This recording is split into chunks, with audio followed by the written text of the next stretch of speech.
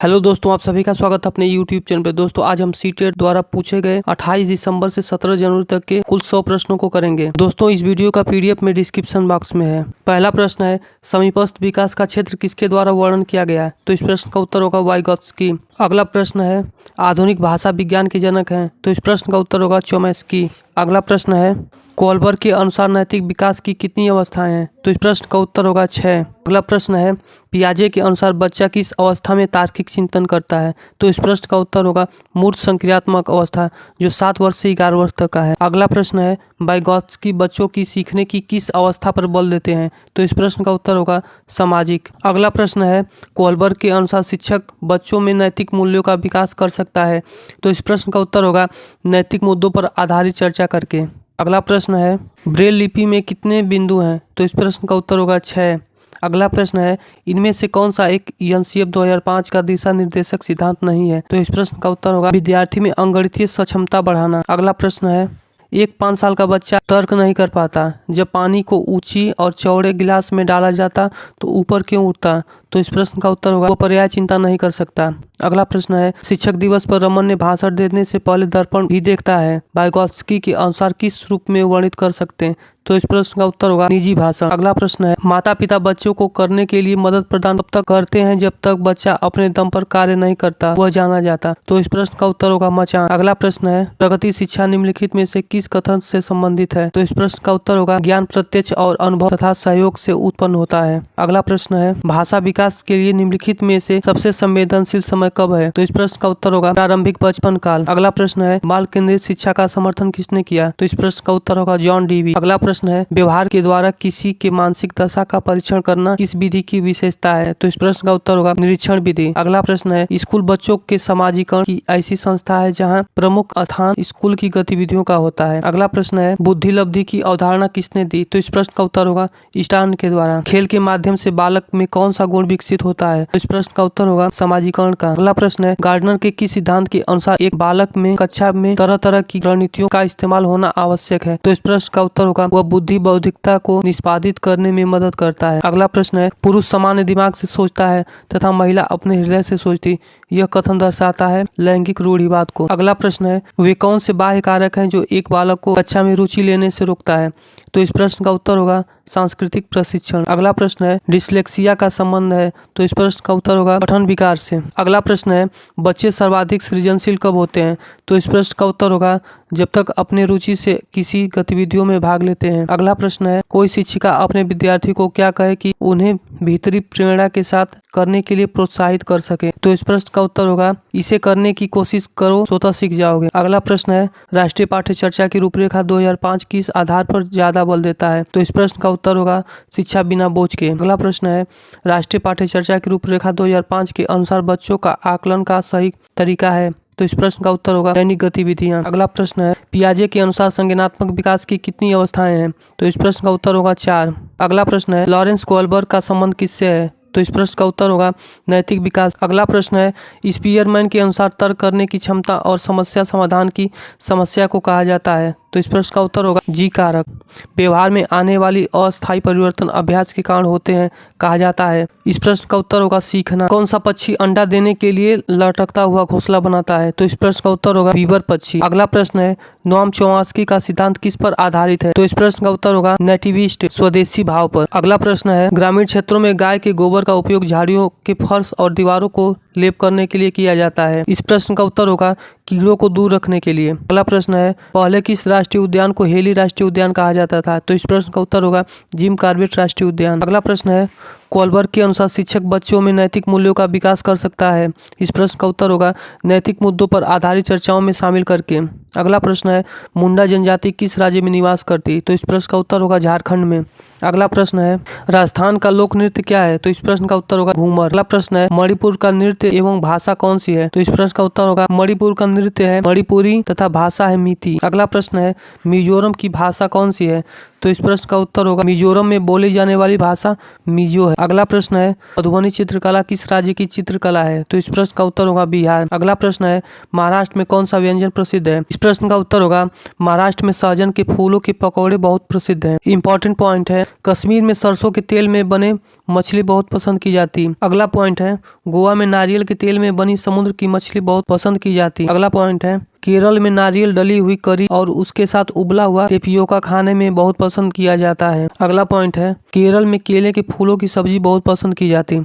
अगला पॉइंट है हांगकांग में सांप खाना बहुत पसंद किया जाता है। सांप के खाने को लिंग हु फैन कहते हैं। अगला प्रश्न है किस पक्षी ने कहा मेरे सिर पर शिखा है? तो इस प्रश्न का उत्तर होगा मोर। अगला प्रश्न है दक्षिण भारत के मेले हैं? तो इस प्रश्न का उत्तर होगा ओणम, मैसूर, दशहरा, पोंगल, हम्पी, त्रिशूल, उगादी। अगला प्रश्न है CCE का फुल फॉर्म है?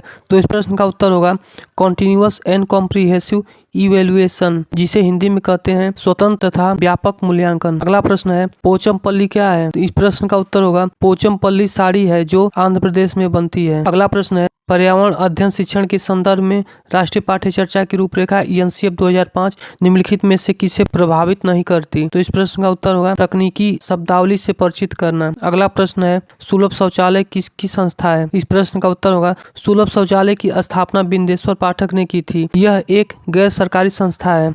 अगला प्रश्न है बुंदेलखंड का नृत्य कौन सा है? प्रश्न का उत्तर होगा बधाई नृत्य, बारेदी नृत्य, होली नृत्य, राई नृत्य। अगला प्रश्न है महाराष्ट्र में पहने जाने वाली साड़ी का क्या नाम है? इस प्रश्न का उत्तर होगा महाराष्ट्र में सबसे लोकप्रिय रेशम की साड़ियों में से एक पठानी साड़ी है। अगला प्रश्न है कलमकारी चित्रकला कहाँ का एक चित्रकला है? इस प्रश्न का उत्तर होगा यह आंध्र प्रदेश का चित्रकला है। अगला प्रश्न है निम्नलिखित में से कौन एक सामाजिक नहीं है? इस प्रश्न का उत्तर होगा मकड़ी। अगला प्रश्न है कौन सा पक्षी अपनी गर्दन को काफी हद तक पीछे घुमा सकता है? इस प्रश्न का उत्तर होगा उल्लू।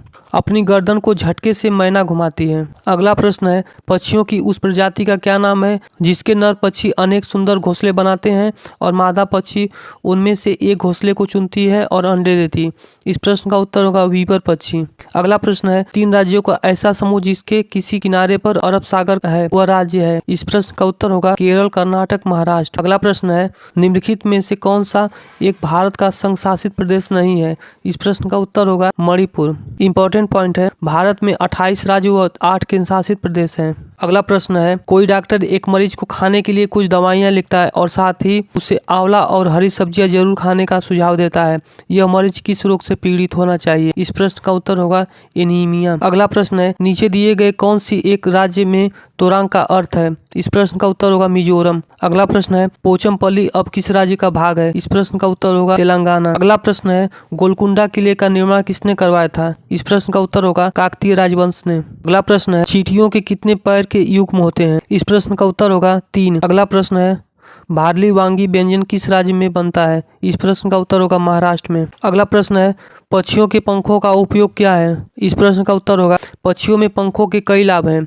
वह उड़ान में मदद करते, सर्दी गर्मी व वर्षा में शरीर का बचाव करते, रंगों में आपस में अपनी जाति की पहचान करते, एक दूसरे को संकेत भेजने के लिए काम आते और लड़ाइयों में काम आते हैं। अगला प्रश्न है कुड़ुक कहाँ के लोगों की बोलचाल की भाषा है? इस प्रश्न का उत्तर होगा झारखंड। अगला प्रश्न है कथक किस राज्य का लोक नृत्य है? इस प्रश्न का उत्तर होगा उत्तर प्रदेश। अगला प्रश्न है मणिपुर का लोक नृत्य है? इस प्रश्न का उत्तर होगा रासलीला। अगला प्रश्न है बछेंद्री पाल कौन है? इस प्रश्न का उत्तर होगा बछेंद्री पाल गढ़वाल के टिकरी गांव की रहने वाली थी। अगला प्रश्न है 6 लेन वाले रोड को क्या कहा जाता है? इस प्रश्न का उत्तर होगा द्रुतगामी मार्ग या एक्सप्रेसवे। अगला प्रश्न है योग की विश्व राजधानी के रूप में जाना जाता है? इस प्रश्न का उत्तर होगा ऋषिकेश में। अगला प्रश्न है भारी वर्षा वाले क्षेत्रों में रहने वाले ग्रामीण लोगों को घर किस प्रकार के बनाने चाहिए? इस प्रश्न का उत्तर होगा बांस के खंभे पर ढालू छत वाले घर। अगला प्रश्न है मनाली की घर बने होते हैं? इस प्रश्न का उत्तर होगा मनाली के घर पत्थर या लकड़ी के बने होते हैं जिनकी छतें तिरछी होती हैं। अगला प्रश्न है चांगपा जनजाति पाए जाते हैं? इस प्रश्न का उत्तर होगा लद्दाख में। अगला प्रश्न है कौन सा शहर जरी कढ़ाई के लिए प्रसिद्ध है? इस प्रश्न का उत्तर होगा वाराणसी। अगला प्रश्न है ताजमहल को पीला करने के लिए कौन जिम्मेदार है? इस प्रश्न का उत्तर होगा सल्फर डाइऑक्साइड। अगला प्रश्न है वाष्पीकरण की दर बढ़ जाती है? इस प्रश्न का उत्तर होगा उपयुक्त सभी। सतह क्षेत्रों में वृद्धि, तापमान में वृद्धि, नमी में कमी। अगला प्रश्न है भारत में निम्नलिखित केंद्र शासित प्रदेशों में कौन सा भौगोलिक क्षेत्र में सबसे छोटा है? इस प्रश्न का उत्तर होगा लक्षद्वीप। अगला प्रश्न है बीज अंकुरण के लिए आवश्यक सबसे महत्वपूर्ण कारक क्या है? इस प्रश्न का उत्तर होगा ऑप्शन ए जल, प्रकाश, ऑक्सीजन और ऊष्मा। अगला प्रश्न है ADHD का अर्थ क्या है? इस प्रश्न का उत्तर होगा ध्यान विकार वाले बालक। ADHD का फुल फॉर्म है attention deficit hyper activity disorder. अगला प्रश्न है भारत में बाल विवाह निषेध अधिनियम किस वर्ष पारित हुआ था? इस प्रश्न का उत्तर होगा 2006 में। अगला प्रश्न है भारत में लड़कों और लड़कियों के विवाह की न्यूनतम उम्र क्या है? इस प्रश्न का उत्तर होगा 21 वर्ष और 18 वर्ष। अगला प्रश्न है कमजोर तने वाले पौधे जो सीधे खड़े नहीं हो सकते तथा भूमि पर फैल जाते उन्हें कहा जाता है विसर्पी लता। अगला प्रश्न है दूध को पाश्चुरीकृत किया जाता है। इस प्रश्न का उत्तर होगा इसे 15 सेकंड के लिए 71 डिग्री सेल्सियस पर या 32 मिनट के लिए 62 डिग्री सेल्सियस पर गर्म करके। अगला प्रश्न है चांगपा जनजाति कहाँ पाए जाते हैं? इस प्रश्न का उत्तर होगा लद्दाख में। अगला प्रश्न है डिस्फ्रेजिया संबंधित है? इस प्रश्न का उत्तर होगा भाषा संबंधित संप्रेषण। अगला प्रश्न है निपुण भारत अभियान का उद्देश्य है कि बच्चे पठन तथा लेखन में निपुणता अवश्य प्राप्त कर लेंगे जब बच्चे कक्षा 3 में पहुंच जाएं। अगला प्रश्न है हाल ही में किस मंत्रालय ने निपुण भारत कार्यक्रम बुनियादी साक्षरता एवं संख्या ज्ञान पर राष्ट्रीय मिशन प्रारंभ किया? इस प्रश्न का उत्तर होगा शिक्षा मंत्रालय। अगला प्रश्न है भारत का राष्ट्रीय वृक्ष है? इस प्रश्न का उत्तर होगा बरगद। अगला प्रश्न है लहसुन का कौन सा भाग खाया जाता है? इस प्रश्न का उत्तर होगा तना। भारत के किस स्थान में बड़े तिकोने टेंट को रैबो और जानवरों के रहने के स्थान को लेखा कहा जाता है? इस प्रश्न का उत्तर होगा लेह और लद्दाख। अगला प्रश्न है बावड़ी का अर्थ होता है? इस प्रश्न का उत्तर होगा सीढ़ियों वाला कुआं। अगला प्रश्न है संविधान की 8वीं अनुसूची में कितनी भाषाएं हैं? इस प्रश्न का उत्तर होगा 22 भाषा। अगला प्रश्न है जेंडर की समझ बच्चे को कितने आयु में आ जाती? इस प्रश्न का उत्तर होगा 4 वर्ष। अगला प्रश्न है पाठ्य योजना कब बनते हैं? इस प्रश्न का उत्तर होगा शिक्षण से पहले। अगला प्रश्न है छात्र भाषाई ढंग से सीख सकते हैं? इस प्रश्न का उत्तर होगा उत्साह। अगला प्रश्न है विशेष जानकारी के लिए पढ़ना कहलाता है? इस प्रश्न का उत्तर होगा स्कैनिंग। अगला प्रश्न है देश की शिक्षा प्रणाली कैसी है? इस प्रश्न का उत्तर होगा त्रिभाषा। अगला प्रश्न है बच्चा मूर्त वस्तुओं के बारे में तार्किक रूप से किस अवस्था में सोचता है? प्रश्न का उत्तर होगा मूर्त संक्रियात्मक अवस्था। अगला प्रश्न है चांगपा जनजाति कहाँ पाए जाते हैं? इस प्रश्न का उत्तर होगा ठंडे रेगिस्तान वाले क्षेत्रों में। अगला प्रश्न है लैंगिक भूमिकाएं किस वर्ष में शुरू होती? इस प्रश्न का उत्तर होगा 4 वर्ष। अगला प्रश्न है किसी समस्या को सामान्य हल करने की रणनीति है? इस प्रश्न का उत्तर होगा अनुमानित विधि। अगला प्रश्न है किस मनोवैज्ञानिक ने बताया कि बालक सामाजिक अंतःक्रिया के द्वारा सीखता है? इस प्रश्न का उत्तर होगा वाइगॉत्स्की। दोस्तों मिलते हैं अगले वीडियो में, तब तक के लिए धन्यवाद।